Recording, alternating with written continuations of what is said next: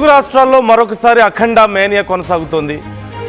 ఒకసారి రిలీజ్ అనుకున్నారు, but last మినిట్లో కొన్ని అనివార్య కారణాల వల్ల డిలే అయింది. మరొకసారి 12న రిలీజ్ కాబోతోంది రేపు. ఈ నేపథ్యంలో ఈరోజు ఈవినింగ్ షోస్ ఉన్నాయి, ప్రీమియర్ టికెట్ల రేట్లు పెంచడం విషయంలో ఇప్పటికే కోర్టు కొన్ని డైరెక్షన్స్ ఇచ్చింది. అలా రేట్లు పెంచుకోవడానికి కుదరదు అని చెప్పింది. ఓ పక్క తెలంగాణ ప్రభుత్వం ఏమో పెంచుకోండి రేట్లు అని చెప్పింది, 20% వెల్ఫేర్కి ఇవ్వాలి అని చెప్పింది.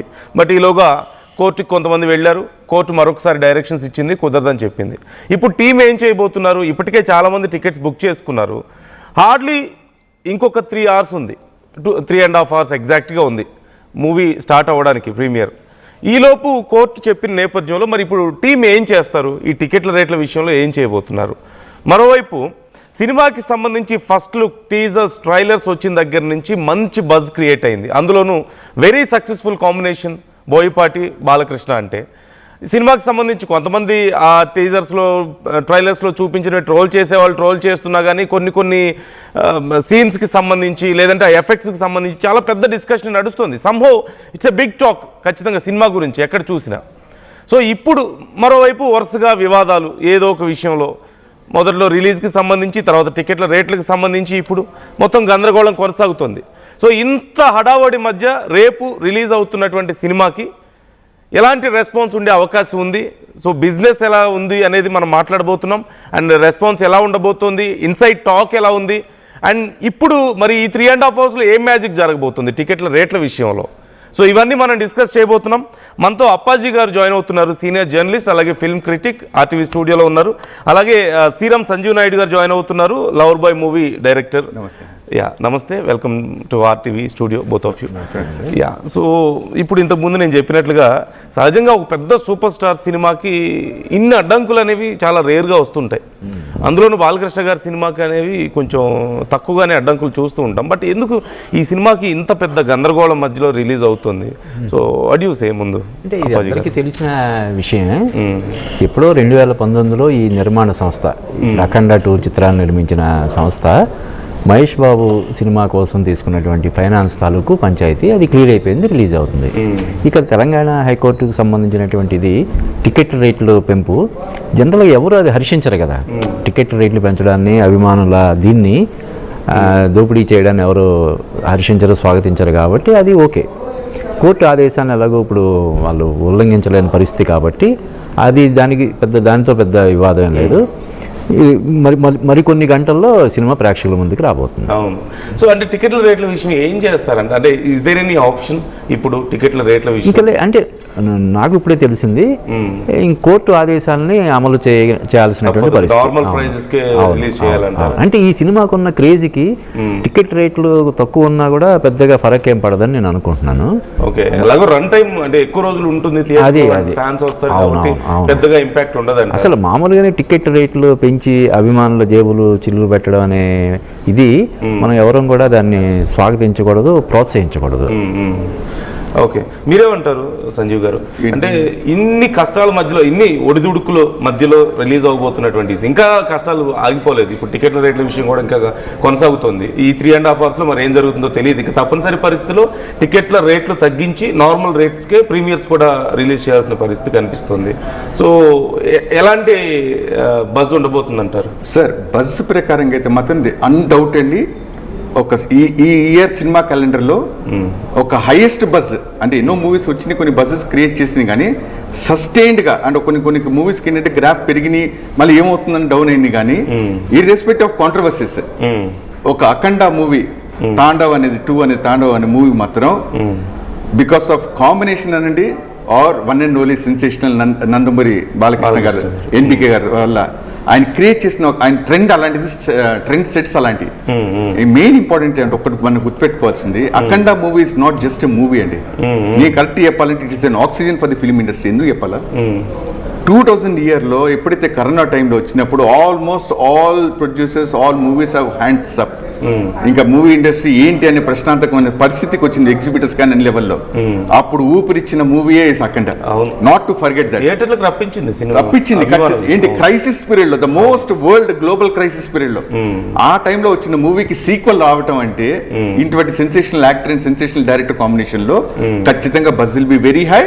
అండ్ వాళ్ళ స్టాండర్డ్స్ ని ఖచ్చితంగా అనుకున్న దానికన్నా కూడా ఇంకెక్కువ ఎత్తుకే తీసుకెళ్తారు తప్ప ఖచ్చితంగా no one will be disappointed. Every will going to have a beautiful end of the calendar, cinema calendar. All the struggles effects the cinema in any way? అంటే ఇప్పుడు ఫస్ట్ నుంచి నేను అనేది బడ్జెట్ విషయంలో మొదట్లో అనుకున్న బడ్జెట్ కంటే ఎక్సీడ్ అయిందని చెప్పి అన్నారు.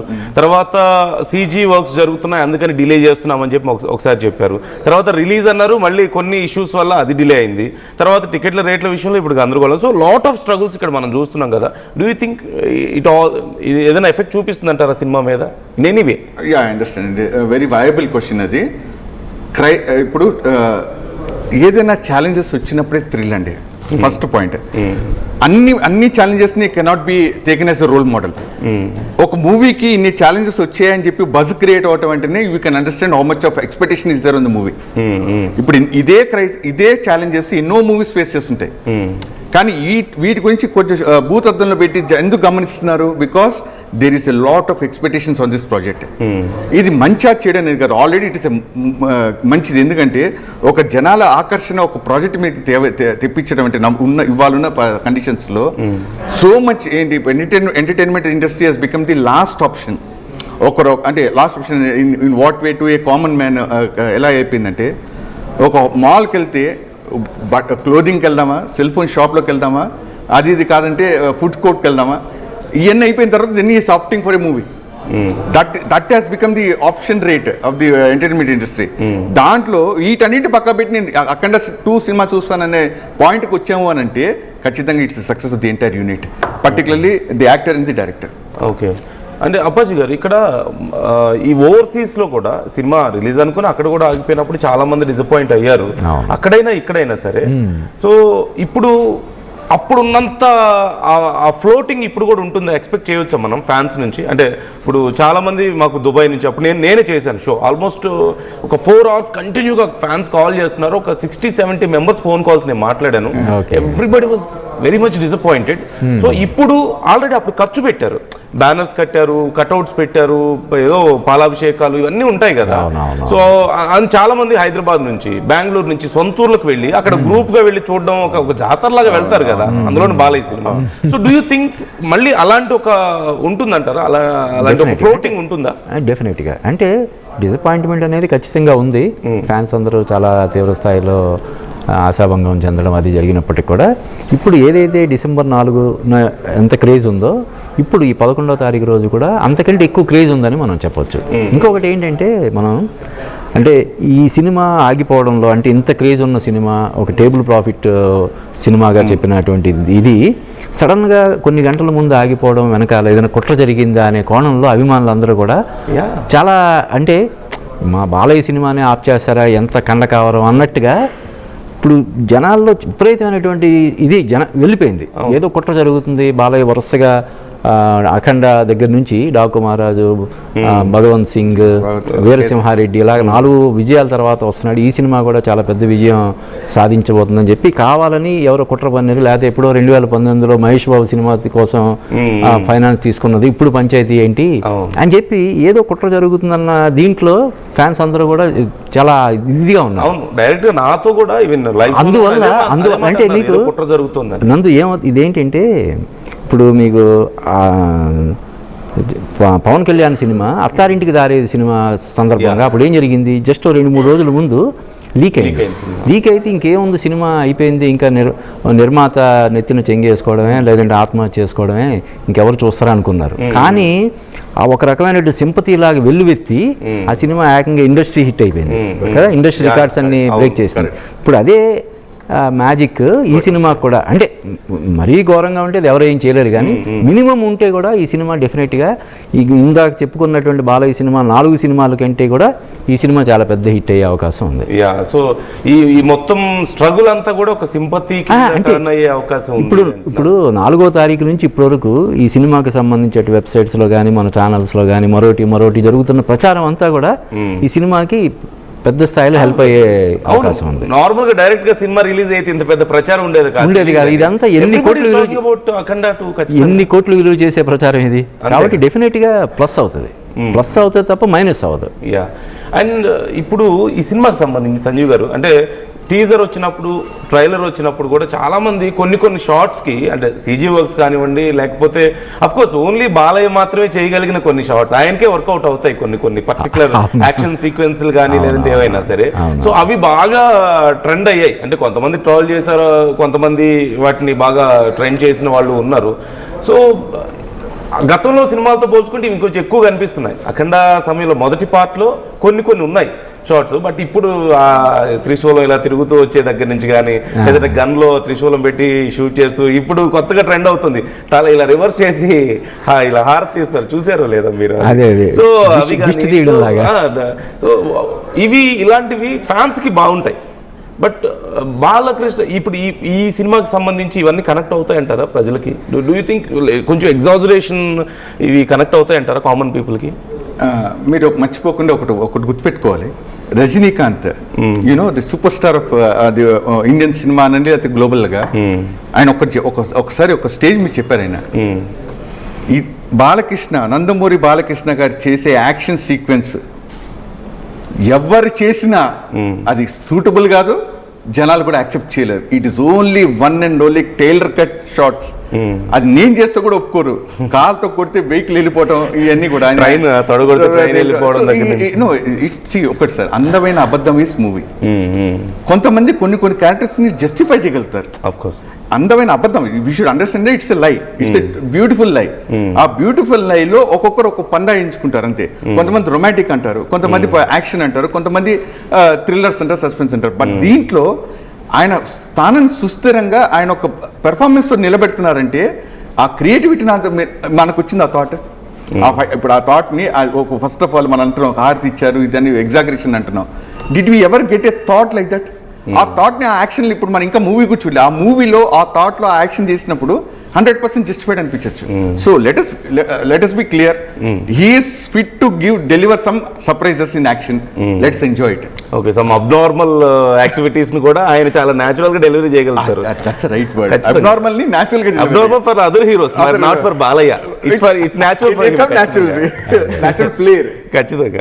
సో అండ్ ఈ సినిమాకి సంబంధించి అంటే బోయపాటి గారి బాలకృష్ణ గారి కాంబినేషన్ అనేది వెరీ సక్సెస్ఫుల్ కాంబినేషన్. అంటే బాలకృష్ణ గారితో వర్కౌట్ అయినంత మిగతా హీరోలతో ఆయనకి వర్కౌట్ అవ్వాలా చేశారు. మేబీ ఇప్పుడు సరైనోడు కానివ్వండి, లేదంటే దమ్ము, ఇలా కొన్ని సినిమాలు చేశారు, అంటే కంపేరిటివ్లీ అనేది ఇంత వర్కౌట్ అవ్వలేదు. సరే, మిగతా కొన్ని సినిమాలు ఉన్నాయి రామ్ చరణ్ గారితో చేసినవా.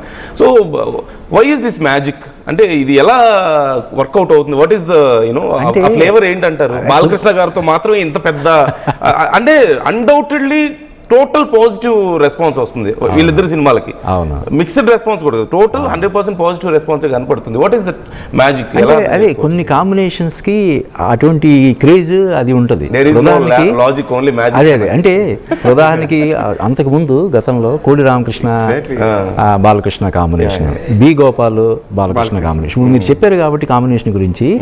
ఇప్పుడు ఇంకొక మ్యాజిక్ కూడా జరగబోతుందని చెప్పి ఫ్యాన్స్ లో బాగా చర్చ జరుగుతుంది. ఏంటంటే బాలయ్య కెరీర్ లో, అంటే చాలా మంది డైరెక్టర్స్ చాలా బ్లాక్ బస్టర్స్ ఇచ్చినా కూడా వరుసగా ఒక ఇన్ ఏ రో 4 సినిమాలు హిట్ ఇవ్వడం అనేది కోడి రామకృష్ణ విషయంలో జరిగిందని చెప్తారు. మంగమ్మ గారి మనవడు, ముద్దుల మావయ్య, ముద్దుల కృష్ణయ్య, మగోపాళ్ళు. అలాగే బి గోపాల్ విషయంలో కూడా సేమ్ మ్యాజిక్ జరిగిందని చెప్తారు. Lorry driver, rowdy inspector, Samarasimha Reddy, Narasimha Naidu. So ఇప్పుడు మళ్ళీ బాలకృష్ణ బోయపాటి కాంబినేషన్లో సింహ, లెజెండ్, అఖండ 2.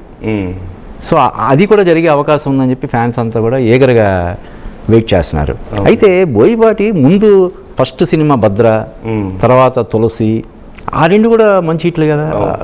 మీరు ఇందాక చెప్పినట్టు సరైనోడు చాలా మంచి హిట్. అయితే వీళ్ళిద్దరు కాంబినేషన్లో విపరీతమైనటువంటి క్రేజ్ ఉండడం వల్ల ఆటోమేటిక్గా బిజినెస్ పరంగా కానీ మరొకటి కానీ అన్నీ కూడా సానుకూలంగా ఉండడం, ఈయన కొంచెం ఎక్కువ ఎఫర్ట్ పెట్టి చేయడం. ఇప్పుడు ఉదాహరణకు తమన్ చెప్తాడు, బాలయ్య సినిమాలకు నేను ఇంకొంచెం ఎక్కువ శ్రద్ధ పెట్టి చేస్తున్నాను. గత 5-6 సినిమాలుగా ప్రతి సినిమాకి తమన్నే మ్యూజిక్ చేస్తున్నాడు బాలకృష్ణ సినిమా. అలాగా కొన్ని కాంబినేషన్స్ అలా మ్యాజిక్ క్రియేట్ చేస్తాయి. ఇప్పుడు ఇది కూడా మళ్ళీ 4వ హిట్ అంటే ఇంకో హ్యాట్రిక్కి శ్రీకారం చుట్టి కోడి రామకృష్ణ, బి గోపాల్ తర్వాత బోయపాటి శ్రీను పేరు కూడా చేరుతుందని చెప్పి ఫ్యాన్స్ ఎక్స్పెక్ట్ చేస్తున్నారు. చూద్దాం. ఓకే. అండ్ బాలకృష్ణ గారిది ఇది పాన్ ఇండియా సినిమాగా చెప్తున్నారు. ఫస్ట్ పాన్ ఇండియా సినిమా ఆయనకి. సో అందులోనూ కొంత హిందూ ధర్మం గురించి బాగా చెప్తున్నారు కాబట్టి ఇది ఖచ్చితంగా వెళ్తున్నారు. యోగి ఆదిత్యనాథ్ గారిని కలవడం, అక్కడ ఆయనతో చేయించడం, ఇవన్నీ కూడా చూస్తున్నాం కదా. సో ఇండియా వైడ్ గా బాలకృష్ణ గారి ఫస్ట్ పాన్ ఇండియా సినిమా అనేది అంటే ఎక్స్పెక్టేషన్స్ ఎలా ఉన్నాయంటారు? So what you say Sanjeev garu? అంటే ఇండస్ట్రీలో ఎక్స్పెక్టేషన్స్ ఎలా ఉన్నాయి అసలు ఈ సినిమా గురించి? ఖచ్చితంగా బాగుంటాయండి. అంటే ఇక్కడ మనకి ఏదైతే మన బోయపాటి గారి అండ్ బాలకృష్ణ గారి combination is what you call successful combination మన రీజనల్ తెలుగు టాలీవుడ్ ఇండస్ట్రీలో. ఇప్పుడు ఫస్ట్ టైం పాన్ ఇండియాకి వెళ్ళినప్పుడు వాళ్ళంటూ అథారిటీగా ఒక స్టాంప్ వేసి ముద్ర వేసే సినిమా అవుతుంది. అంటే ఎందుకంటే మీరు చెప్పినట్టుగా యోగి ఆదిత్యనాథ్ గారు యూపీ సీఎం గారితో చేయించిన ప్రమోషన్ క్యాంపెయిన్ కానీ, అండ్ సనాతన్ ధర్మ ఏదైతే ఇప్పుడు everybody are so much dipped in to that Sanatan vibes, ఒక దాంట్లో సంతోషంలో దాంట్లో ఉన్నారు కాబట్టి దాంట్లో ఈయనిచ్చే టిడ్బిట్స్ ఏంటి, what is is going to. ఇప్పుడు ఒక పెద్ద స్టార్ ఒక మెయిన్ రీజన్ ఏంటంటే ఇప్పుడు ఆయన బాలకృష్ణ గారు ఆయన గత 4 మూవీస్గా మీరు గమనించండి, he is delivering movies with a good message. ఇప్పుడు ఆయన మనం చెప్తే ఒక స్థాయికి వెళ్తే, ఆయన చెప్తే ఎంతో పెద్ద స్థాయికి వెళ్తుంది. అలాంటిది ఇప్పుడు సనాతన ధర్మం మీద నందమూరి బాలకృష్ణ గారు తీసిన ఈ అఖండ తాండవ్ అనే సినిమా ఈ రీజనల్ మూవీస్కే కాకుండా ఇప్పుడు ఏదైతే మొత్తం దేశం మొత్తంగా length and breadth of the nation లో ఈ సనాతన ధర్మం మీద ఇచ్చే points, it could be an eye opener for the nation again on సనాతన ధర్మ. సో తప్పకుండా నేను అనుకోవడం ఏంటంటే it give a ever lasting impression, good impression ఇస్తుంది. అండ్ ఈ కాంబినేషన్ ఇక్కడ రీజనల్ లెవెల్ అండ్ డిస్ట్రిక్ట్ కాకుండా maybe it will be pan India combination. But do you think budget అనేది కొంచెం భయపెట్టే విషయం లేదంటారు? ఎందుకంటే ఆల్మోస్ట్ 200 crores వరకు అంటున్నారు. అంటే ముందు అంచనా వేసుకున్న దానికంటే బాగా పెరగడాన్ని కూడా మనం చూస్తున్నాం. సో డూ యూ థింక్ అంటే బడ్జెట్ కొంచెం అది కొంచెం స్కేరీ పాయింట్ లాగా చూడలేమా ఈ విషయంలో? బిగినింగ్ లో ఇప్పుడు ఇంకో few hours scary before release examination paper just 3 hours. 3 hours we are all going to be scared. అంటే ఇప్పుడు బడ్జెట్ పరంగా ఇప్పుడు ఇందాక మనం టేబుల్ ప్రాఫిట్ సినిమా అని చెప్పుకున్నాం. దాదాపుగా ఇది థియేటర్గానే 150 నుంచి 160 కోట్లు బిజినెస్ జరిగింది. ఈ ఓటీటీ, శాటిలైట్, మరొకటి అంతా కలిపి 275 నుంచి 300 crores బిజినెస్ అంటారు. కాబట్టి అంటే ఇది టేబుల్ ప్రాఫిట్ సినిమా. ఇందాక మనం చెప్పుకున్నట్టు ఏదైతే ఏ కారణం వల్ల అయితే సినిమా లాస్ట్ మినిట్లో వాయిదా పడిందో అది ఈ సినిమాకి సంబంధించినటువంటి ఫైనాన్స్ సంబంధించిన వ్యవహారం కాదు. ఎప్పుడో ఒక 5-6 ఏళ్ల క్రితం వేరే సినిమా నిమిత్తం తీసుకున్నటువంటి ఫైనాన్స్ తాలూకు ఇదన్నమాట. ఈ సినిమా వరకు అంతా హ్యాపీ అండ్ సేఫ్. సో అదన్నమాట. యా. అండ్ ఇప్పుడు సినిమా టికెట్ల రేట్ల గురించి మాట్లాడుకోవాలి. ప్రతి సినిమాకి ప్రాబ్లం అవుతుంది, పెద్ద సినిమాలకి మోస్ట్లీ. చిన్న సినిమాల వాళ్ళు ఎలాగో రేట్లు పెంచుకునే పరిస్థితి ఉండదు. గతంలో ఓజీ సినిమా అప్పుడు ఈ గందరగోళం అయింది. అంతకు ముందు మనం ప్రతి పెద్ద సినిమాకి చేస్తున్నారు. ఈ మధ్య కాలంలో డబ్బింగ్ సినిమాలు కూడా పెంచేస్తున్నారు. సో అంటే అది గుడా బ్యాడా అనేది ఒక విషయం అయితే, ఇప్పుడు తెలంగాణలో మరి ఇప్పుడు కోర్టు ఇంతకు ముందే చెప్పింది కుదరదని చెప్పేసి. సో డూ యూ థింక్ ఈ ప్రీమియర్ షోస్ విషయంలో పడే కొద్దిపాటి ఎఫెక్ట్, ఇంతకుముందు మీరు చెప్పారు ఇదేం పెద్ద ప్రాబ్లం ఉండదు, ఎలాగో రన్ ఉంటుంది, సినిమా రన్ ఉంటుంది, పుష్ వస్తుంది కాబట్టి పెద్ద ప్రాబ్లం ఉండదని చెప్పారు. పెద్దగా ప్రభావం ఏం చూపించదు. ఈ టికెట్ రేట్లు తగ్గించి ఒకవేళ చేస్తే ఇంకా ఎక్కువ మంది ఫ్యామిలీ తోటి చూడడానికి అవకాశం ఉంటుంది తప్ప దీనివల్ల సినిమా వసూళ్ల మీద పెద్దగా ప్రభావం అనేది పైగా ఇది ఒక రోజుకి సంబంధించినటువంటి ఇది కదా, లేదా 2-3 రోజులకు సంబంధించినటువంటి ఇది కాబట్టి పెద్దగా దీని ప్రభావం అనేది ఉండదు. ఇంకా పాజిటివ్ గా ఉండే అవకాశం ఉంటుంది. అంటే టికెట్ రేట్లు పెంపుదలని ప్రతి ఒక్కరు కూడా వ్యతిరేకిస్తారు కదా, ఫ్యాన్స్ తప్ప. క్వశ్చన్ అడిగానంటే సరే ఈ సినిమాకి అయితే ఓకే 200 crores మహా అయితే బడ్జెట్ ఎందుకని కాదు దేనికైనా సరే అనుమతించకూడదు. ఇప్పుడు రాజమౌళి గారి సినిమా వస్తుంది, 1000 కోట్ల బడ్జెట్ అంటున్నారు. బట్ 1000 కోట్ల బడ్జెట్ పెట్టి ఎంత ప్రమోషన్స్ చేసినా సరే ఆఫ్టర్ ఆల్ ఇప్పుడు sir I got good knowledge about serials as I అదే, అదే. సో సీరియల్లో పెద్ద పెద్ద స్టార్స్ని పెట్టి మీరు సీరియల్ తీసినా చూసే లిమిటెడ్ పీపుల్ చూస్తారు, అంటే ఆ జోనర్కి సంబంధించిన వాళ్ళే చూస్తారు. రెవెన్యూ అంతే వస్తుంది, కొంచెం అటు ఇటుగా వస్తుంది తప్పితే చివరికి ఏమి ఉండదు. సో సీరియల్ దానికంటే ఒక రేంజ్ ఉంటుంది. అలాగే సినిమాల విషయంలో కూడా మనం 1000 కోట్లు పెట్టి తీసినా 100 కోట్లు పెట్టి తీసినా తెలుగు ఆడియన్స్ ఇంతమంది ఉన్నారు, ఇంతమంది థియేటర్స్కి వచ్చే అవకాశం ఉంది. లేదు ఇండియా వైడ్ గా రిలీజ్ చేస్తే కొంతవరకు ఉంటుంది. బట్ 1000 crores అనేది కొంచెం భయపెట్టడం లేదా? అంటే మీకు what's your understanding about this? అంటే అలా కాదు, తెలుగు సినిమా మార్కెట్ పరిధి సినిమాతో విస్తృతం అవుతుంది. ఈరోజు గ్లోబల్ మార్కెట్లో that scale why is it wrong to ticket రేట్లు పెంచుకోవడం తప్పేందుకు? కాదు ఆ టికెట్ రేట్లు అంటే వాళ్ళు 1000 కోట్లు ఖర్చు పెడుతున్నారు కాబట్టి టికెట్ రేట్లు పెంచుకోవడాన్ని ప్రభుత్వం అనుమతించడాన్ని మనం ప్రోత్సహించడం అంటే ఎలాగా?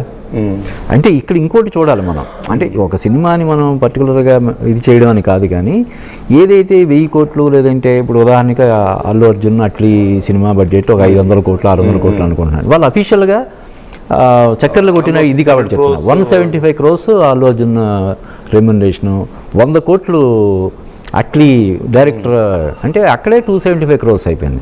అలాగా ఈ రోజున సినిమా బడ్జెట్ 1000 కోట్లు కావచ్చు, లేదంటే ఇప్పుడు రామాయణ సినిమా 4,000 కోట్లు అంటున్నారు 2 భాగాలకు కలిపి. లైన్ షేర్ రెమ్యునరేషన్స్కి వెళ్ళిపోతుంది.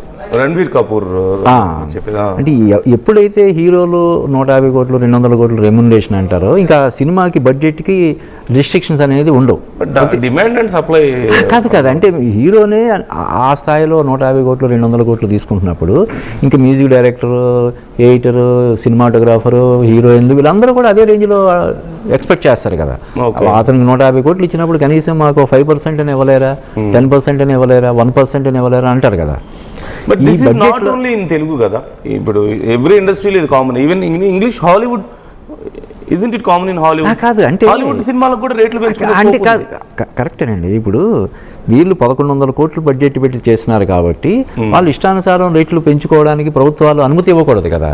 అందులో వాళ్ళు వాళ్ళు బడ్జెట్లో వాళ్ళు పెట్టిన బడ్జెట్లో మోర్ దాన్ 50% రెమ్యునరేషన్సే ఉన్నాయి కదా. Okay, so what's your opinion ఈ విషయంలో? థ్యాంక్ యూ అండి. ఈక్వేషన్స్ ఇందాక నీకు చెప్పినట్టుగా post corona things have changed. First of all ఒక పాయింట్ సింక్లోకి రావాలి. బిఫోర్ క్రైస్ట్ టు ఏడీ లాగా film industry before corona after corona equations are very different. ఎప్పుడైతే కరోనా తర్వాత people have diverted their what you call their thought process towards other media, ఓటీటీకి అలాగే ఇంట్లో web సిరీసెస్కి వాటికి బాగా కనెక్ట్ అయిపోయారు. ఆ టైం గ్యాప్లో ఏదైతే they got little bit of disconnection with big screens, ఇంట్లో నుంచి బయలుదేరి స్క్రీన్స్కి వెళ్ళాలా అనే కాన్సెప్ట్ నుంచి ఎప్పుడైతే డైవర్ట్ అయ్యి వీటికి వచ్చారో ఇప్పుడు మన ఆడియన్ని థియేటర్ వరకు రప్పించడానికి చేసే ప్రయత్నం అనేది ఈక్వేషన్స్ చాలా మారినాయి. ఆ దిశగా దే వాంట్ టు షో మీరు ఇంగ్లీష్ మూవీస్ని లేకపోతే ఇంకేదో వెబ్ సిరీస్ని ఏదైతే చూస్తున్నారో ఆ level of grandeurness we want to show it on the screen అనే పాయింట్లో అప్పుడు ఏమైంది, cost of production has increase. ఎప్పుడైతే కాస్ట్ ఆఫ్ ప్రొడక్షన్ ఇంక్రీజ్ అయిందో అంటే ఒక దాంతోపాటు వచ్చింది ఏంటి, ప్యారలల్గా వచ్చింది ఏంటి, ఐబొమ్మ ఒక వాటి పైరసీ పోతే ముందు నుంచే ఉంది. ఎప్పుడైతే పోస్ట్ కరోనా ఏదైతే ఐబొమ్మ అనే కాన్సెప్ట్ అయితే కనెక్ట్ వచ్చారు public, then they are in rush. నేను ఇంత ఇన్వెస్ట్ చేశాను first of all public theatre రావడానికి, single money they getting in the phone. ఒక పక్క ఆడియన్స్ థియేటర్లకు రాని పరిస్థితి ఉంది.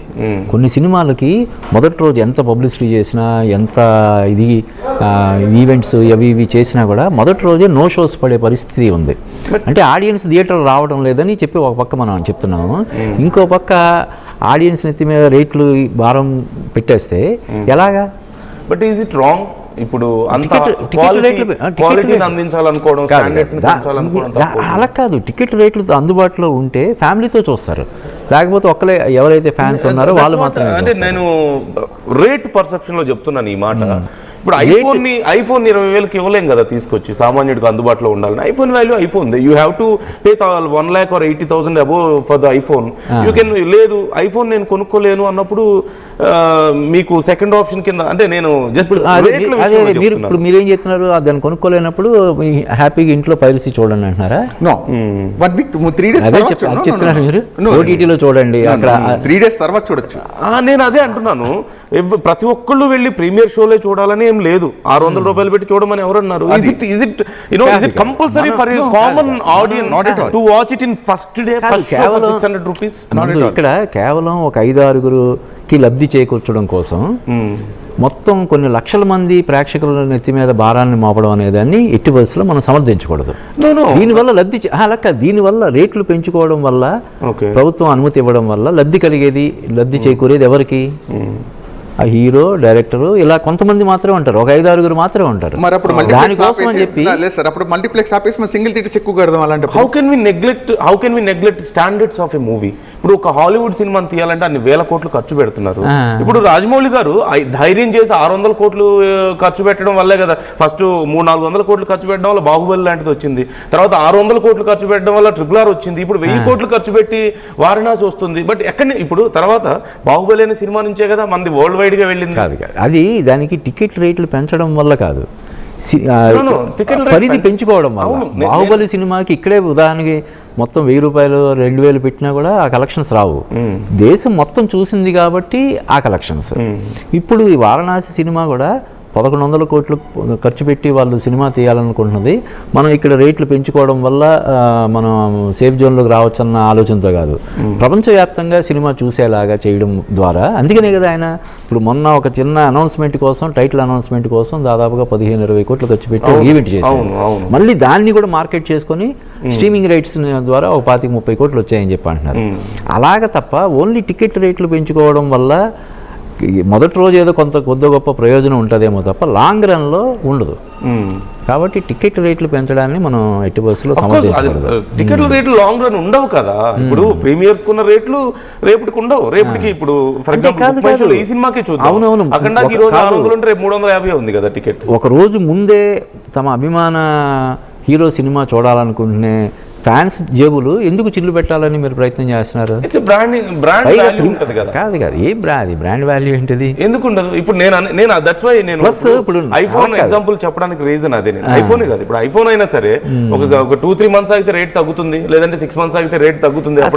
నేను అనేది ఏంటంటే కొన్ని ప్రీమియర్ అన్నప్పుడు, అంటే ప్రీమియర్ అనే వర్డ్ మీనింగ్ అది కదా. Premiere is nothing but first వెళ్ళి చూసే వాళ్ళకి ఆ ఎగ్జైట్మెంట్ కోసం వెళ్తూ దానికోసం ఇన్వెస్ట్ చేయడానికి రెడీ అయిన వాళ్ళే వెళ్తారు. అందరూ వెళ్ళాల్సిన అవసరం ఏమి ఉండదు కదా. అలా అంటే కాదు, ఇప్పుడు ఈ ప్రీమియర్స్ ద్వారా ఎటువంటి అనర్థం జరిగిందో మనం చూసాం కరెక్ట్గా. దానికి కాదు, అదే కదా మరి. అలా కాదు, మీరు ఇటువంటి మిడ్ నైట్ షోలు లేదంటే ప్రీమియర్స్, దానికి జనాలు ఇది, దానివల్ల ఎటువంటి అనర్థాలు ఎటువంటి ఘోరాలు జరుగుతున్నాయి చూస్తూ కూడా ఇటువంటి జరగకుండా ప్రీమియర్స్ కానీ రేట్లు ఎక్కువ పెంచుకోవడానికి కానీ అనుమతి ఇవ్వమని చెప్పి అసెంబ్లీ సాక్షిగా ప్రకటన చేసి కూడా దాన్ని కట్టుబడకుండా ఇవి చేయడం అన్నది మనం ఎలా సమర్థిస్తాం? అంటే ఇచ్చి మళ్ళీ వెల్ఫేర్ కి కొంత 20% ఇవ్వమని చెప్పి అడుగుతున్నారు వచ్చిన దాంట్లో. అది వెల్ఫేర్కి ఇవ్వచ్చు, ఇంకో దానికి ఇవ్వచ్చు, ఇవ్వకపోవచ్చు, అది వేరే విషయం. కానీ టికెట్ రేట్లు పెంచుకోవడాన్ని ఎవరు కూడా సమర్థించకూడదు. అది సంజీవ్ గారు నేను అర్థం కావట్లేదు. ఇప్పుడు హౌ కెన్ కోరిలేట్ ఎలా చేస్తా అంటే బ్లంట్ గా మనం చెప్పేస్తున్నాం టికెట్ రేట్లు పెంచొద్దు అని. What is the solution for that? What is the other alternative for that? ఇప్పుడు అలాంటప్పుడు మనకి స్కేల్ ఆఫ్ మూవీ ప్రొడక్షన్ లో ఇంతలోనే సినిమా తీసేద్దాం అని చెప్పి బౌండరీ గీసేద్దాం. మనం 10 కోట్లనే 20 కోట్ల సినిమా తీస్తాం అని చెప్పండి, అప్పుడు మీకు ఏం ప్రాబ్లం ఉండదు. 20 crores ఎవరైనా వస్తున్నారా? ఎవరిని తీయగలుగుతున్న సినిమా? Is it possible? కాదు, ఈ మధ్య కాలంలో భారీ బడ్జెట్ సినిమాలు వచ్చాయి.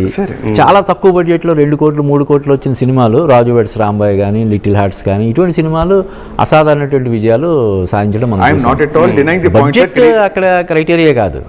సినిమా బాగుంటే చూస్తారు, లేకపోతే లేదు. లేదంటే ఇప్పుడు అంతకుముందు ప్రభాస్ ఎంతో భారీ బడ్జెట్ సినిమాలు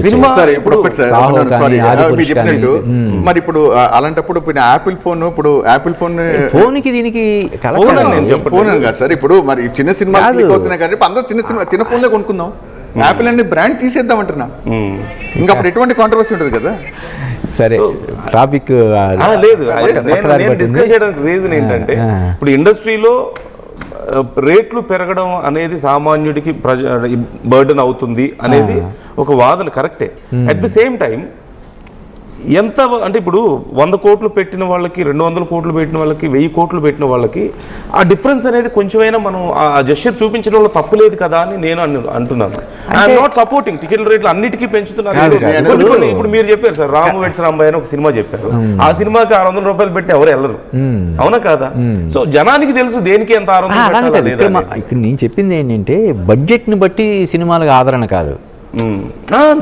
ఇప్పుడు అది కంపల్సరీ సినిమా కాదు. ఇప్పుడు శంకరాభరణం అప్పుడు ఏ సినిమాతో వచ్చిందండి, ప్యారలల్ గా వచ్చింది, it become big hit. I don't mean only budget అనేది కాదు, వాల్యూస్.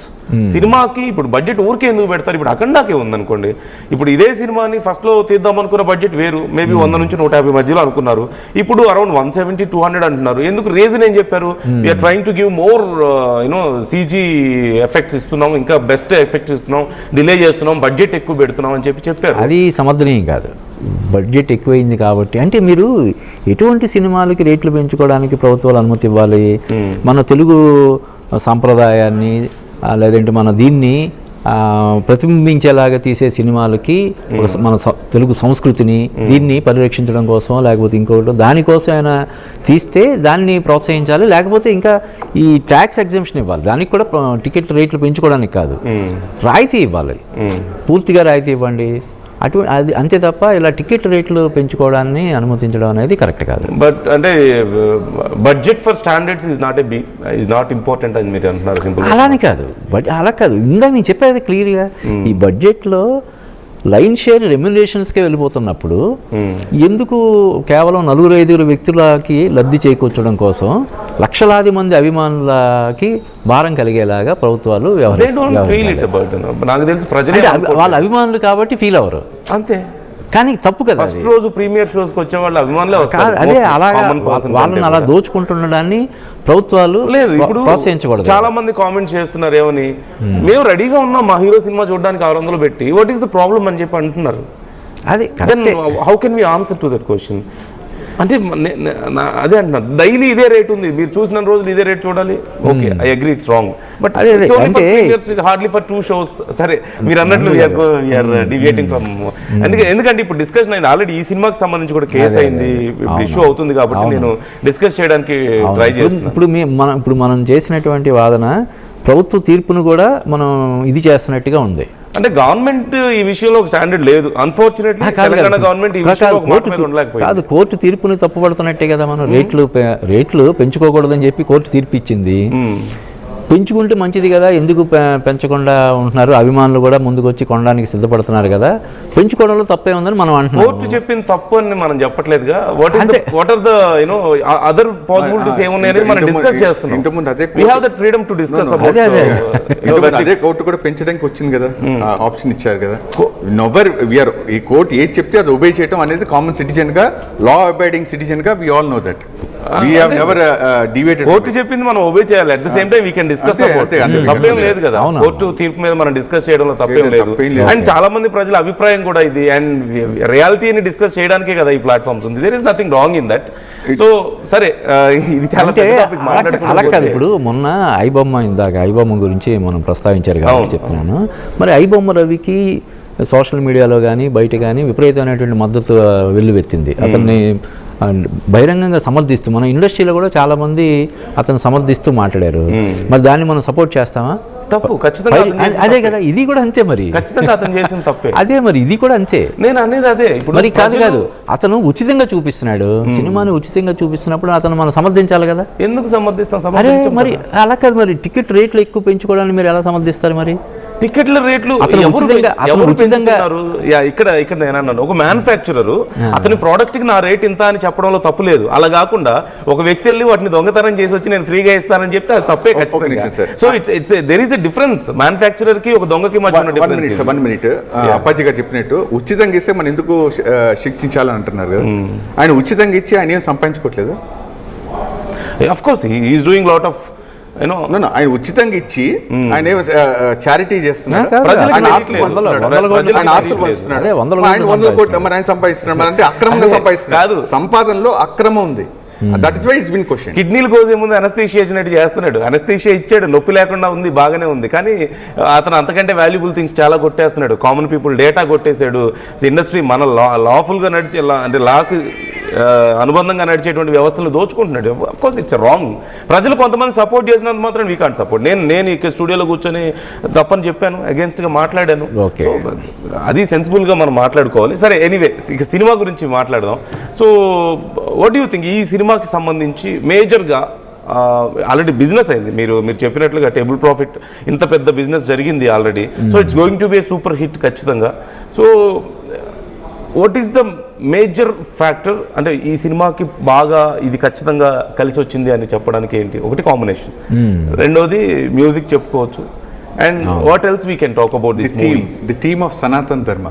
యా, అండ్ అది పర్సన్ ఆఫ్ నందమూరి బాలకృష్ణ గారు దాన్ని ముందుకు తీసుకెళ్తున్న విధానం, that is be the actual catch point.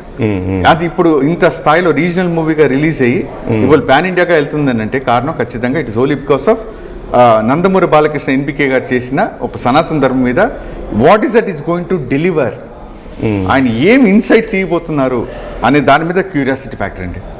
That is the actual buzz. Okay, and what are the expectations? అంటే ఈ సినిమా ఎంతవరకు రీచ్ అవుతుంది అనుకుంటున్నారు? అంటే ఇప్పుడు చాలా మంది మీరు అన్నట్టు సనాతన ధర్మ ఉంది, సక్సెస్ఫుల్ కాంబినేషన్ ఉంది, మంచి మ్యూజిక్ ఉంది, సీజీ వాల్యూస్ కనపడుతున్నాయి, ఇన్ని ఉన్నాయి కదా. సో బిజినెస్ అయితే బాగా జరిగింది, కానీ బట్ అల్టిమేట్గా ఎక్కడి వరకు రీచ్ అవుతుంది? అదే ఇప్పుడు ఇందాక మనం చెప్పుకున్నాం కదా, అఖండ నుంచి డాకు మహారాజ్ వరకు ఏవైతే కలెక్షన్స్ వచ్చాయో ఆ కలెక్షన్స్ మించేలాగా ఉంటాయని చెప్పి అందరూ ఎక్స్పెక్ట్ చేస్తున్నారు.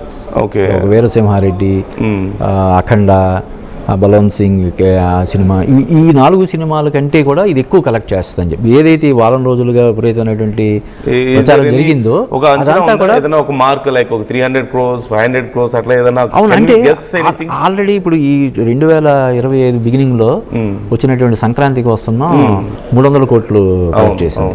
అలాగే పవన్ కళ్యాణ్ ఓజీ కూడా 300 కోట్లు కలెక్ట్ చేసిందని చెప్పి, అలాగే ఈ సినిమా కూడా అలవోకగా 300 కోట్లు కలెక్ట్ చేస్తుందని చెప్పి అంచనాలు ఉన్నాయి. చూడాలి. మీకేమైనా గెస్ ఉన్నాయి? నాకు ఖచ్చితంగా నాకున్న గెస్ ప్రకారం అయితే, అంటే if it is a pan India successful rate అయితే ఇదే థీమ్ లో కానీ త్రూ అవుట్ ది ఇండియా లెవెల్లో కానీ యూకే ఐ మీన్ అబ్రాడ్ లెవెల్లో it is going to create a buzz మన తెలుగు ఆడియన్స్ కి. ఒకవేళ కానీ ఇండియన్ హిందీలో కూడా కానీ it going to create a buzz అయితే మాత్రం I will be not surprise if it is going to cross 500 or 600+. And I positive, అది అవ్వాలి, అది రావాలి. అలా జరిగితేనే ఇట్లాంటి మూవీస్ సస్టైన్ అవుతాయి. ఇట్లాంటి మూవీస్ రానున్న రోజులు ఇంకా వస్తాయి. ఇండస్ట్రీ కూడా చాలా మంచి జరుగుతాయి ఇట్లాంటివి వస్తాయి. These things have to be encouraged, నేను చెప్తున్నది. And it should have a equal reasonable success. I believe in that. And we must talk about Balayya గారి ఎనర్జీ గురించి. ఆయన ఏజ్ కి పాపం ఆయన డెలివరీ చేస్తున్న అసలు ఆ ఎనర్జీ కానీ ఆయన చేస్తున్న పాపం చలిలో మనం చెప్పారు కదా, మంచులో ఆయన చెప్పులు లేకుండా అలా చేస్తున్నారంటే వినడానికి ఖచ్చితంగా అందరికీ కొంచెం కష్టంగానే ఉంది, ఇంత కష్టపడుతున్నారా అని చెప్పి.